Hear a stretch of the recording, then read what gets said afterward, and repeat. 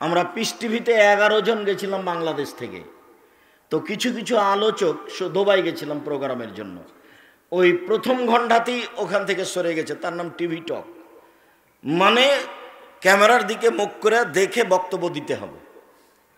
সারা জীবন খোলা মাঠে বক্তব্য দিয়ে অভ্যাস, এই সেই করে বলেছে। তো অন্তত 8টা থেকে 12টা এপিসোড তাকে দিতে হবে, একটা বিষয়ের উপর অন্তত 12টা বক্তব্য দিতে হবে, 12-30 মিনিট। তো এক বিষয় বক্তব্য দিতে গিয়ে 31 মিনিটই সব শেষ হয়ে গেছে। পরে আর দাঁড়াইতে পারেন না, বলছে না আমি আর বক্তব্য দিতে পারবো না। তো ওনাকে খাওয়ারও দেয়নি, গাড়ি ভাড়াও দেয়নি, এমনি নিজে গেছে হোটেলে। কত হাম্বি তাম্বি করে গেছে, দিয়ে আর কিছুই না। অনেক ঘটনা আছে সেই সফরের, আল্লাহ রহম করো। মওলানা মানুষ, রাসূল সাল্লাল্লাহু আলাইহি সাল্লাম বলছেন যে মওলানা মানুষকে জাহান্নামে দিয়ে দেওয়া হবে, দেওয়ার সাথে সাথে ভুঁড়িটা ঝরে পড়ে ঝুলবে। তখন ও ভুঁড়ির চতুর্দিকে নিজে ঘুরবে, বা ঝরে পড়ে গেলে নিজে ঘুরবে ভুঁড়ির চতুর্দিকে। গরুর পায়ে ধান মাড়া দেখেছেন কোনোদিন?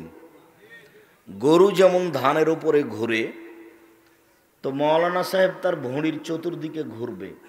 জাহান্নামীরা জমা হয়ে বলল, মালাক হুজুর কি ব্যাপার? তা'মুরুনা বিল মা'রুফ ওয়া তানহাউনা আনিল মুনকার। আপনি তো আমাদেরকে বক্তব্য শোনাচ্ছিলেন, ব্যাপারটা কি, আপনি কেন এখানে? তখন হুজুর বলবেন, আমরুকুম বিল মা'রুফ ওয়া লা আতিহি, আমি ভালো বলেছি, ভালো করিনি যে। ওয়া আনহাতুল মুনকার ওয়া আতিহি, আমি খারাপটা নিষেধ করেছি, তবে নিজে খারাপটা করেছি। সুন্দর জর্দা খাচ্ছে হুজুর, আপনাদের বক্তব্য দিতে এসছে। সুন্দর একবারে টাকা নিয়ে চুক্তি করে হুজুর বক্তব্য দিতে আসছে। সুন্দর টাকা আর একজন দিয়েছে বেশি করে, তখন ওটা কেটে দিয়ে ও আপনার তারিখটা নিয়েছে। হুজুর যখন রাজশাহীতে, তখন আপনি মোবাইল করলেন টাঙ্গাইল থেকে যে হুজুর কোথায়, তখন হুজুর বলছেন যমুনা পার হচ্ছি, তখন হুজুর রাজশাহীতে। আমার চোখের সামনে। তা আমি বলছি যে এইভাবে বলছেন, তা আপনি যদি বলেন যে আমি রাজশাহীতে, তো মন খারাপ করতে পারে, ফাঁসিও হবে না, সুলিও হবে না। এভাবে বলছেন কেন? কই আমি কোনোদিন, আমার মনে পড়ে না যে আমি কোনোদিন 19-20 করেছি। আমি পরিস্থিতিকে 5 পয়সা দাম দিনে বক্তব্য দেওয়াটা আমার জীবনে কোনোদিন। আমি কোনোদিন কোনো মসজিদে খুতবা দিলে কে সভাপতি কে সেক্রেটারি হাফ মিনিটের জন্য আমি ভাবা প্রয়োজন মনে করিনি। আমাকে বক্তব্য দিতে দিলেই কি আর না দিলেই কি। আমার বাপের কিছু জমি পেয়েছি ভাগে, ওইটুকু যদি আমরা চাষ করি তাহলে আমাদের কোনো রকম করে দিন চলবে, এটা আমার দৃঢ়তা কাজ করে। কাজে আপনি টাকা পয়সা দিলেই কি আর না দিলেই কি। আপনাকে হিসাব করে কোনো সভাপতি, কোনো সেক্রেটারি, কোনো কমিটিকে হিসাব করে আমার জীবনে 31 বছরে কোনোদিন একটা পা ফেলা লাগেনি। পয়সাপাতি তো বহু দূরের কথা। আর এখন তো আল্লাহ অনেক অনেক উপরে রেখেছে, তার কোনো হিসাবই করতে পারি না। সম্মানিত দিনী ভাই বোন, তো রাসূল সাল্লাল্লাহু আলাইহি সাল্লাম বললেন, ইনি মওলানা মানুষ যাদের ঠোঁট এবং জিহ্বাকে আগুনের কেঁচি দিয়ে কেটে দেওয়া হচ্ছে। পৃথিবীর কোনো পাপীর ঠোঁট এবং জিহ্বা আগুনের কেঁচি দিয়ে কেটে দেওয়া হবে না, আলেম ছাড়া। এমন কোনো পাপী পৃথিবীতে নেই যার শাস্তি এরকম।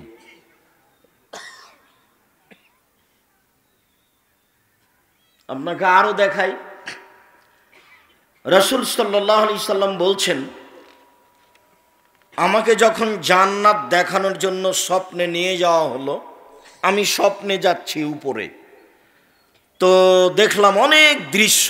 তার একটা দৃশ্য দেখলাম যে একজন মওলানা সাহেবকে চিৎ করে ফেলে দেওয়া হয়েছে, আর পাথর থেকে পাশ থেকে পাথর মেরে তার মাথাকে একবারে ভেঙে চৌচির করে দেওয়া হচ্ছে। যখন পাথরটা তার মাথার উপরে মারছে, তাদাদাহাল হাজারো ফান্তালাকে এলাই হেলে খোঁজাহু, পাথরটা মাথায় লেগে ছিটকে দূরে চলে যাচ্ছে। সে লোকটা আবার পাথরটা নিয়ে আসছে, আবার মাথার উপরে মারছে। দৃশ্য দেখে তো অবাক হয়ে গেলাম। আমি বললাম, জিবরাইল একে? তো পরে জিবরাইল বললেন ইনি হলেন মাওলানা মানুষ, আমল করতো না।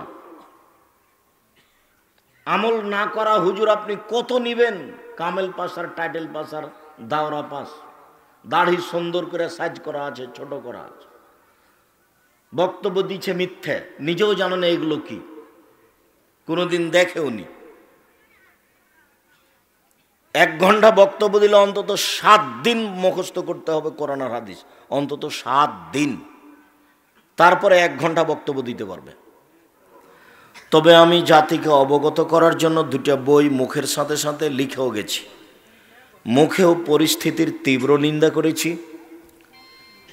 সময়কালীন বক্তব্য, চুক্তি করে টাকা নেওয়া বক্তব্য, ব্যাপক পরিস্থিতি প্রস্তুতি নিয়ে বক্তব্য, কেসা কাহিনী দিয়ে বক্তব্য, বক্তব্য মানে মেলা, এইসব বিষয়ের উপরে আমি বিস্তারিত কঠোরভাবে সময়ে সময়ে বলেছি।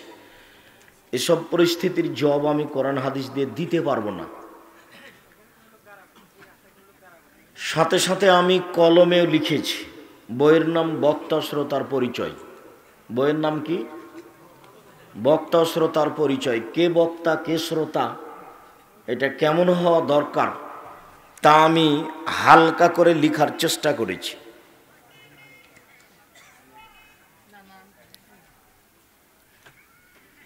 তাতে আমি বলেছি আলেম ওলামা দিয়ে জাহান্নাম উদ্বোধন করা হবে, জান্নাত উদ্বোধন করা হবে মুহাম্মদ সাল্লাল্লাহু আলাইহি সাল্লামকে দিয়ে। তবে জাহান্নামের সূচনা করা হবে, উদ্বোধন করা হবে মাওলানা সাহেবকে দিয়ে, এই কথা মুহাম্মদ সাল্লাল্লাহু আলাইহি সাল্লাম বলেছে। এটা আমি বলিনি, এর জবাব আমি দিতেও পারবো না। আলেম ওলামাদের ব্যাপারে আল্লাহ নবী যত কঠোরতা আরোপ করেছেন, পৃথিবীর কোনো পাপীর উপরে এত কঠোরতা আরোপ করেননি। যে কোনো একটা দিক বললে আপনাকে আমি দেখাতে পারবো কোনো পাপীর এরকম অবস্থা হবে না। তার একটা অবস্থা আপনার সামনে নকল করি। রাসূল সাল্লাল্লাহু আলাইহি সাল্লাম বলছেন, ওরে যাবি রব্বি, আমার প্রতিপালক আমাকে আকাশে নিয়ে গেলেন, মানে জিবরাইল আলাইহিস সালাম নিয়ে যাচ্ছেন। ফায়াজা কওমুন একরজু সাফাম বে মাকারিজিন নার, উপরে যেতে যেতেই দেখি হঠাৎ অনেক মানুষ যাদের জিহ্বা এবং ঠোঁটকে আগুনের কাঁচি দিয়ে কেটে দেওয়া হচ্ছে। বহু মানুষ যাদের ঠোঁট এবং জিহ্বাকে আগুনের কেঁচি দিয়ে কেটে দেওয়া হচ্ছে। দৃশ্য দেখে আমি খুব ভয় পেলাম। আমি বললাম, জিবরাইল মান হাওলা, এরা কারা? এ কি কথা, অবাক কথা। তখন জিবরাইল আলাইহিস সালাম উত্তরে বললেন, হাওলায়ে খতবা মিন উম্মাতিক, এরা হচ্ছে আপনার উম্মতের বক্তা, যারা বক্তৃতা করে বেড়াতো। এ কথাই বলেছেন, আমি অনুবাদক। এ কথা তিনি 1450 বছর পূর্বে বলেছেন। ওই আরবিটা আপনাকে আমি বাংলা করে শোনালাম। আর আপনি যদি নিজে বাংলা দেখতে চান, তাহলে যারা বই বিক্রি করেছে ওদের কাছে একটা বই দেখেন, বইয়ের নাম বক্তা শ্রোতার পরিচয়। 1 বাক্য পড়া দরকার, কিনা দরকার। জীবনে কত বই কিনলেন, বঙ্কিমচন্দ্র আর রবীন্দ্রনাথ ঠাকুর আর শরৎচন্দ্র আর কত কি কিনলেন।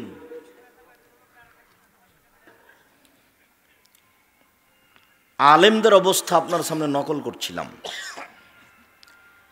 এইভাবে রাসূল সাল্লাল্লাহু আলাইহি সাল্লাম বলেছেন।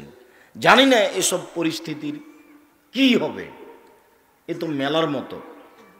আমি কি জবাব দেব, আপনি কি জবাব দেবেন? পরিস্থিতি এইটা গ্রহণ, কোরআন হাদিস এই পরিস্থিতি গ্রহণ করে না। নিজেও না করেছি, কলমেও লিখেছি, বইয়ের নাম বক্তা শ্রোতার পরিচয়।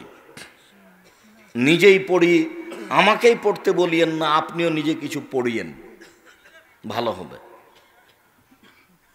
আর তাফসির মাহফিল ঠেকানোর জন্য বইটা লেখা আছে, তাফসির কি মিথ্যা হতে পারে? মূলত তাফসির মাহফিল ঠেকানোর জন্য, তাফসির মাহফিল করার জন্য নয়। ওই সব জুলেখার কাহিনী জানে না আসলে ঘটনা কি, এমনিতে এইসব জুলেখার কাহিনী বলছে।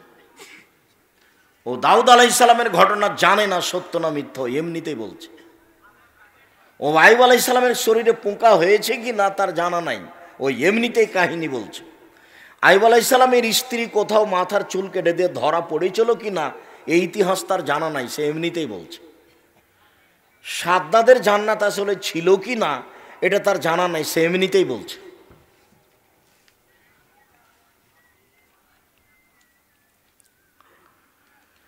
কাজেই বক্তব্য এরকম নয়, বক্তব্য হচ্ছে কোরআন এবং সহিহ হাদিস। 7 দিন যাবত মুখস্থ করতে হবে, মুখস্থ করে আপনার সামনে অনুবাদ করতে হবে। এর নাম হলো দাওয়াত। মানুষ হেদায়েত হোক আর না হোক। তবে কোরআন হাদিসের কথা বললে মানুষ শোনে ও মানে, এইটা আমি তার বাস্তব প্রমাণ আমি দেখতে পাই। হাজারো মানুষ বলে সেদিন থেকে আমি প্যান্ট কেটে ছোট করেছি, টাকনোর উপরে করেছি। টাকনোর নিচে প্যান্ট পরলে আমি জেনা করিনি, চুরিও করিনি, টাকনোর নিচে প্যান্ট পরেছি। কারো টাকা দিয়ে কাপড় কিনিনি, নিজে টাকা দিয়ে কাপড় কিনেছি। টাকনোর নিচে প্যান্ট পরেছি, তাতে লোকের কি? আমি চুরিও করিনি, জেনাও করিনি, কাউকে মারিও নি, আমি জোর করে নির্বাচনে ভোটও নিনি, কিন্তু আমি টাকনোর নিচে প্যান্ট পরেছি। অবাক কথা, আমাকে জান্নাতে দেওয়া তো বহু দূরের কথা, বিচারের মাঠে আমার দিকে আল্লাহ দেখবেনই না। আরে অন্তত দেখেন যে আমি কত বড় পাপী। তো আল্লাহ বলছেন না, তোমাকে আমি দেখবই না। আমি কি এমন বড় পাপ করলাম? মানে টাকনোর নিচে প্যান্ট পরলাম, এটা কি হয়ে গেল? এইটা এত বড় হলো কেন? আমি তো নিজের টাকা দিয়ে কাপড় কিনেছি, টাকনোর নিচে প্যান্ট পরেছি, তাতে কি হবে? চুরি তো করিনি, জেনা তো করিনি, ডাকাতি তো করিনি, সুদ তো খাইনি, জমি তো জোর করে দখল করিনি, পিটিয়ে তো নির্বাচনে আসেনি, লাঠি দিয়ে তো নির্বাচনে আসেনি, লাঠি দিয়ে তো রাস্তায় চলি না। শুধু প্যান্টটা টাকনোর নিচে রেখেছি, তাতে কি হলো? আমার সাথে আল্লাহ বিচারের মাঠে কথাই বলবেন না। অবাক। এইটা কি? এইটা হলো মনের সাথে জড়িত পাপ, যার কারণে মন যেখানে চলে শরীয়ত সেখানে চলে না। আল্লাহ নবী বলছেন, হজেবাতিল নার বিশাহওয়াত ও হজেবাতিল জান্নাতুল মাকারহিম, প্রবৃত্তি দ্বারা জাহান্নাম ঘেরা আছে, আর নিয়ম নীতি কষ্ট ক্লেশ দ্বারা জান্নাত ঘেরা আছে। জান্নাত মানে নিয়ম নীতি, কষ্ট, ব্যথা, সমস্যা, অনেক কিছুর নাম জান্নাত। আর মন মতো চলো জাহান্নাম।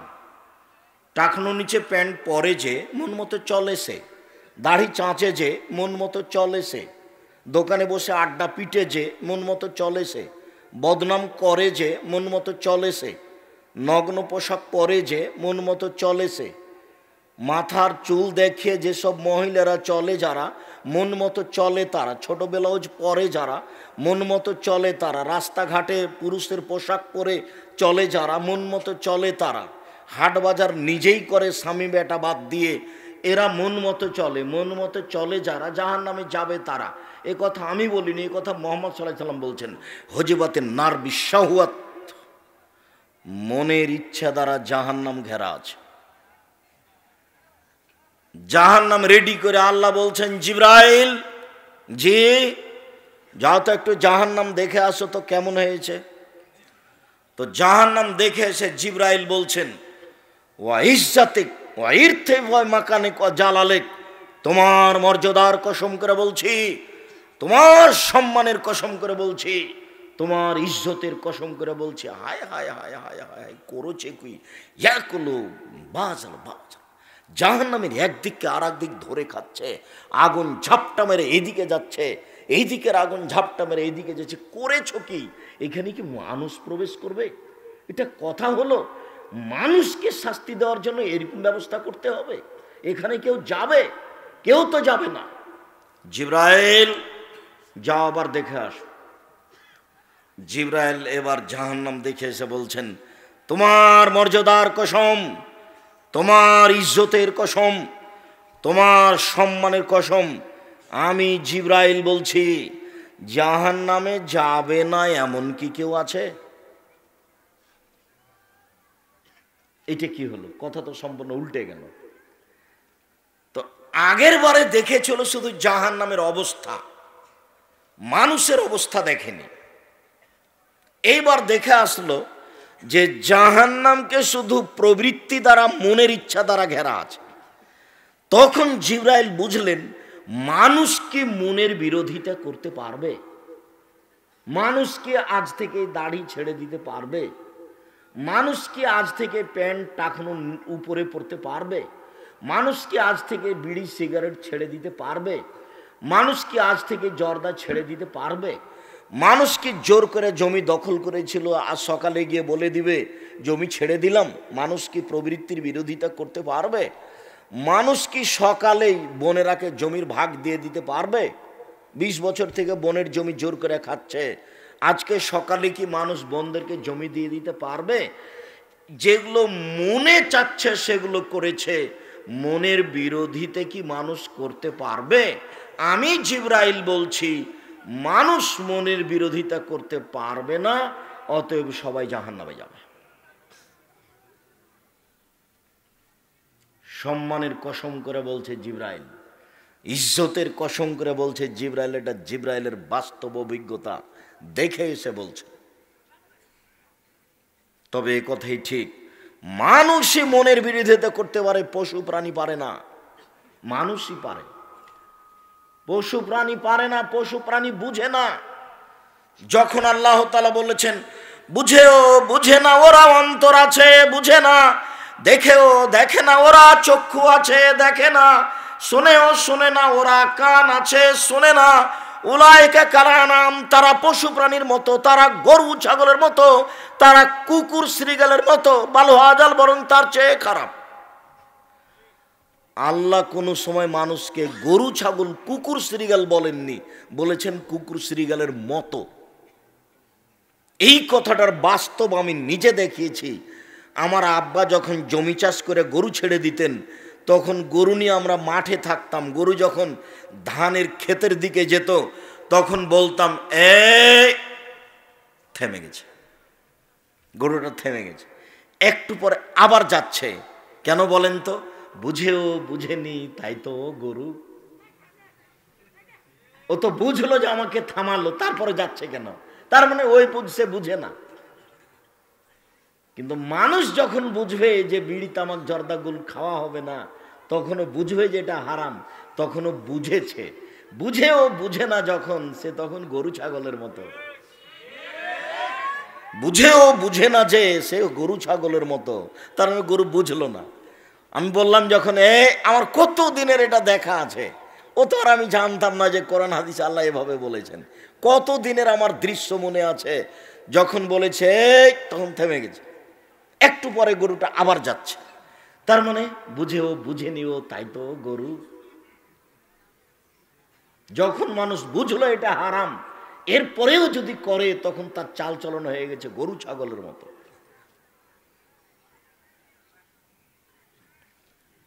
সম্মানিত দিনী ভাই বোন, জাহান্নাম মানুষের অপেক্ষায় আছে। জাহান্নাম মানুষের শত্রু, তা সেদিন বলছিলাম। জাহান্নাম থেকে বাঁচতেই হবে যে কোনো মূল্যে, তার একটা বড় মাধ্যম আজকের আলোচনা। যে কোনো মূল্যে জাহান্নাম থেকে বাঁচতেই হবে। প্রত্যেকটা মানুষের প্রয়োজনীয় জিনিস আছে, প্রয়োজন আছে। একটা বাড়ি করার প্রয়োজন আছে, একটু জমি কেনার প্রয়োজন আছে, একটা ভালো ব্যবসা করার প্রয়োজন আছে। প্রত্যেকটা মানুষ তার প্রয়োজন পূরণ করার জন্য এই সময়টা বাছাই করবে, সে আলোচনা, এই পথ অবলম্বন করবে, সে আলোচনা আজকের আলোচনা।